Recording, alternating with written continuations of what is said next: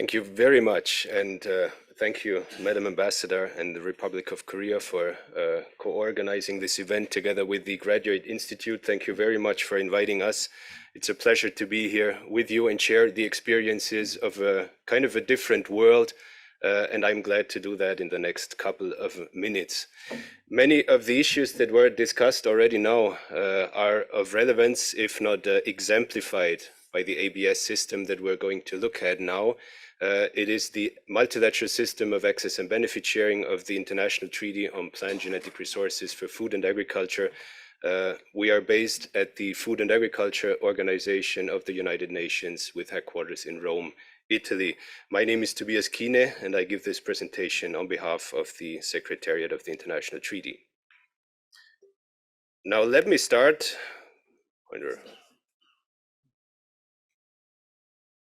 Let me start by introducing a concept that is very fundamental when you look at plant genetic resources for food and agriculture, and if you try to understand the mechanics of the multilateral system of access and benefit sharing, and that is global interdependence.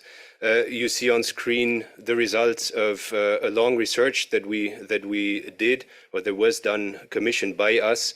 You see a dense web of dependency at the global level. No country is self-sufficient when it comes to plant genetic resources, when it comes to crops. All countries are using crops that originate elsewhere. This is exemplified by the very dense web on the left side, and also by the many countries in dark red or lighter dark red towards orange, but no country is white, which would signify no dependence at all. Another key concept, if we talk about plant genetic resources for food and agriculture, is that without active human management, many of the crop varieties we're currently using, they would cease to exist. So in that sense, both interdependence and the need for keeping on using the resources were two important criteria that were taken into account when member states of FAO agreed to conclude the international instrument, that is the International Treaty on Plant Genetic Resources, and then set up the multilateral system of access and benefit sharing. So the international treaty seeks precisely to do that, to conserve, to share, and make sure that the PGRFA is being conserved, shared, and used, so that farmers all over the world can continue to feed us all. It's a legally binding instrument with objectives being the conservation, the sustainable use, and most importantly for our discussion today, the fair and equitable sharing of the benefits arising of their use, in harmony with the Convention on Biological Diversity, but specifying that this is being done for food security and for sustainable agriculture, thus establishing a specific system for a specific area, which is agriculture and plant genetic resources for food and agriculture. Now we're working with a very broad range of stakeholders, from small community seed banks to big national gene banks to big international gene banks. And we're working with scientists, with plant breeders, with private, public plant breeders, and first and foremost, we're working for farmers, in particular in developing countries. And with these actors, we're already in the middle of the multilateral system, as both these gene banks or seed banks, as well as all the individuals, participate very actively in the MLS. The MLS is being considered as the international treaty's truly innovative solution, trying to establish again an ABS system specifically for a certain type of genetic resources. And in detail, it applies to a specific list of crops that is listed in the annex of the binding international legal instrument, in the annex to the international treaty, a list of 64 crops. The list was established according to the criteria of food security and, again, interdependence. And the list contains those crops that provide about 80% of our food that we derive from plants. Now, what does it do? It does not establish a physical gene bank. It does not establish a repository of seeds or other plant propagules. But what it does is establish a framework through which those bringing in the resources share them with users. So that means contracting parties of the international treaty, international centers called the CGIAR, other international institutions, and voluntarily natural and legal persons agree to make available the resources under the framework of the multilateral system. We are therefore talking about a gene pool of plant genetic resources for food and agriculture, and not of a physical gene bank that will be located at our headquarters in Rome. The purposes of actions are R&D, research, breeding, and training. So the idea is not to provide access for direct commercial use of those crops. How is access being provided? We do have our own SMTA, Standard Material Transfer Agreement, that was considered when establishing the PIP framework, by the way, specifying the terms and conditions under which the access is being provided. So this applies to all the transfers, all the transactions that are being made in the multilateral system. It is a legally binding contract, a standard contract that is it's not a model, it's a standard contract. It's not being changed. It is being signed between a provider and a recipient. This is widely praised as ensuring transparency and legal certainty, and it is much quicker than having to negotiate and agree on terms on a bilateral basis at each occasion of access. Two very specific elements of the SMTA that are very relevant for ensuring the constant flow of genetic resources are that the recipient first agrees that if they make the resources again available to a third party, they do so under an SMTA. That means the recipient becomes the provider, signs the SMTA as the provider, and the new recipient becomes the next recipient. And so it goes on. You have a chain of SMTAs. It is being ensured that the material that flows in the framework of the multilateral system is constantly being shared under the same terms and conditions. And a second consideration that might be relevant for our discussion is intellectual property or other rights that would limit access to the material in the future. Those may not be claimed, at least not on the material as it was received from the system, in order to ensure that there are no new rights that would limit access, so as to make sure the crops can continue to flow.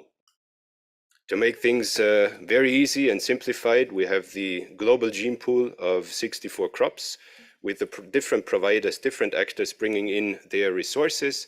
A user accesses the material from the gene pool on the basis of the legally binding contract, our SMTA, uses those resources, and then at the end, there may or may not be monetary benefits. And I'm going to come back to this in a second.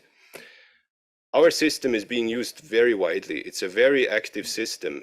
We do have more than 90,000 SMTAs that were signed since it was put into action in 2007.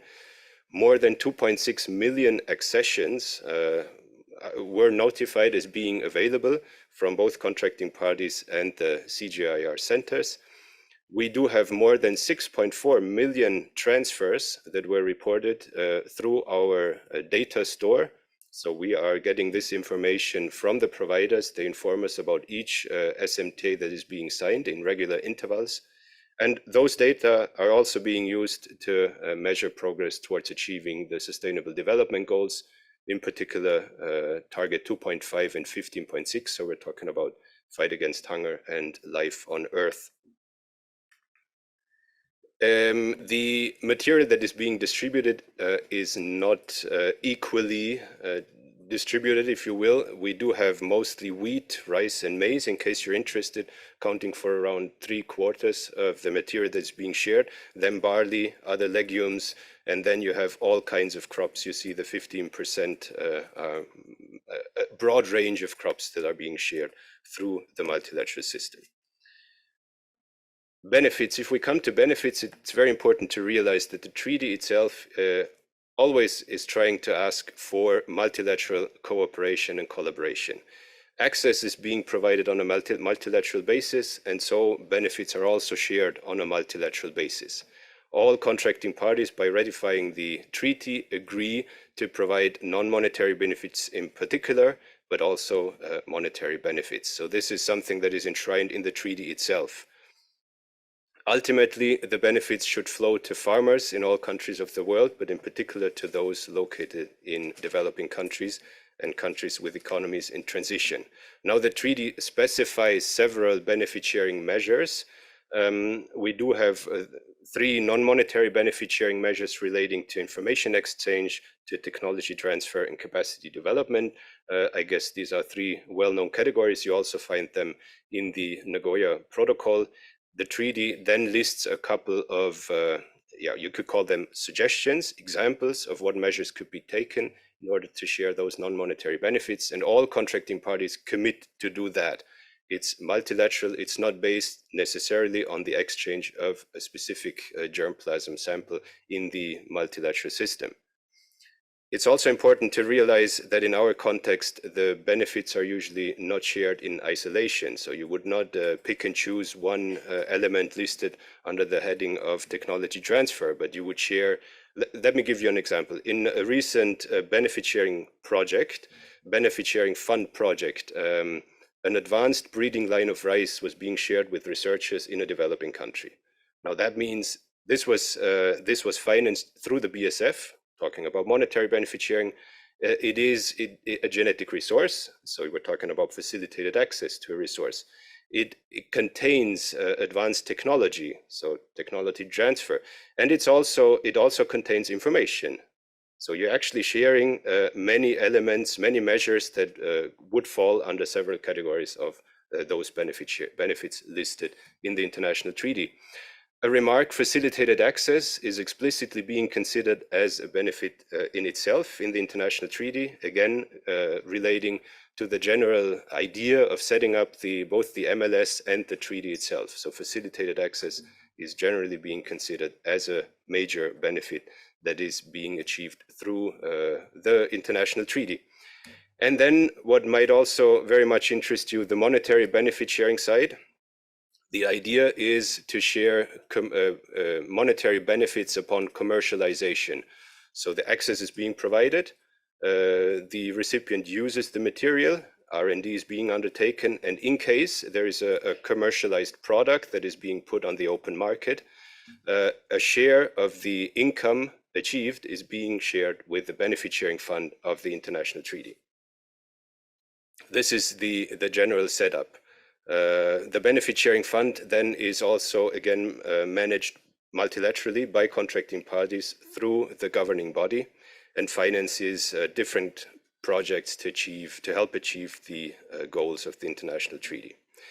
Now, my last substantive slide to mention, since we're talking about monetary benefit sharing,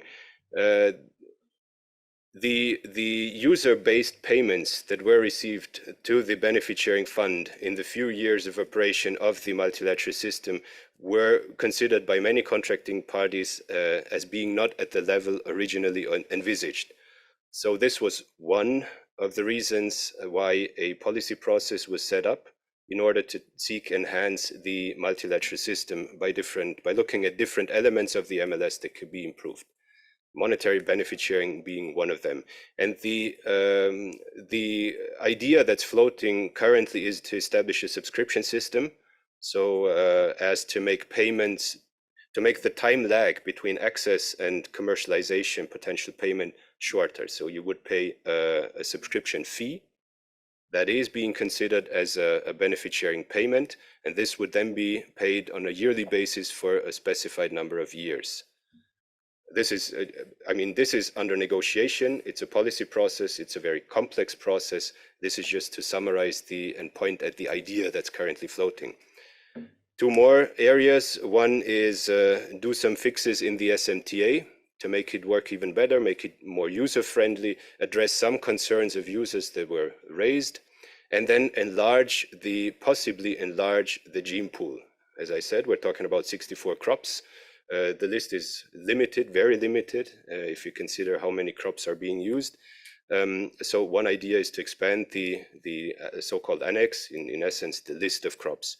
And the fourth area, very important just to mention, this came in during the process. As Mr. Solomon said earlier, it was not anticipated when the treaty was adopted or the MLS established on the basis of the treaty that genetic sequence data would start to play such an important role also in the area of plant genetic resources for food and agriculture. So this was brought into the policy process and will be addressed. There's not much I can report on these discussions as they're going on, and they're very much looking at Montreal to see what happens at the CBD COP next month.